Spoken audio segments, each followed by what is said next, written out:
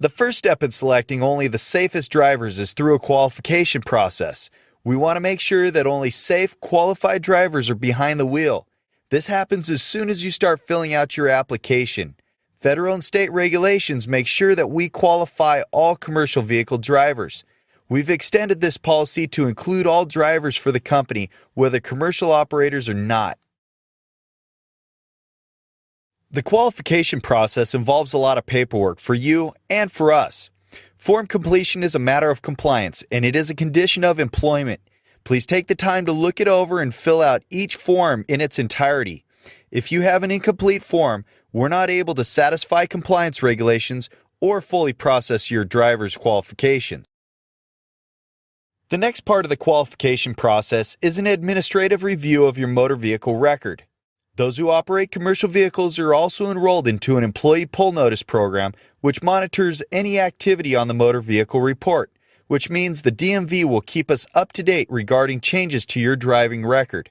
The Federal Motor Carrier Safety Administration identifies several incidents which can penalize you from being able to operate commercial vehicles. Major convictions such as a DUI, DWI, failed controlled substance or alcohol test, using a vehicle to commit a felony, leaving the scene of an accident, driving with a suspended, revoked, or canceled license, and causing a fatality will result in a 1-year penalty up to a lifetime disqualification. For less serious violations such as speeding, reckless driving, improper lane changes, following too closely, driving a commercial vehicle without a proper license endorsement, and now texting or using other communication devices while driving, a shorter penalty exists. Here, we have a straightforward 3 strikes approach. If you have 3 or more moving violations within the past 3 years, you will not be permitted to drive a commercial vehicle or any vehicle depending on the record until the violations fall off past the 3-year mark. If you hold a commercial driver's license, you're held to a higher standard than non-CDL operators by law. As your employer, we have to follow high standards too.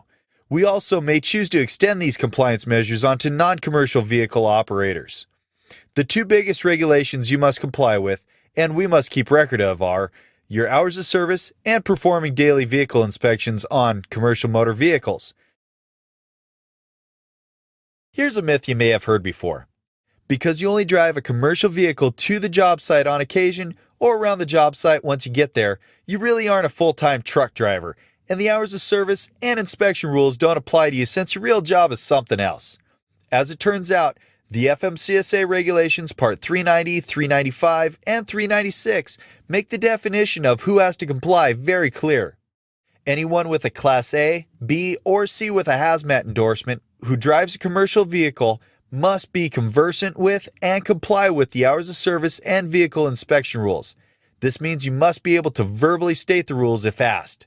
So even though you may think you're not a truck driver per se, because you have a CDL and could operate a commercial motor vehicle at any point during your employment with us, the rules still apply.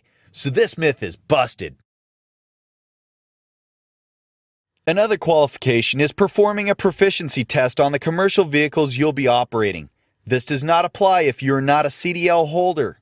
If you are, you'll have to demonstrate that you can perform basic functions such as turning, passing, and braking for your supervisor, who will then sign off that you are capable of safely operating the vehicle.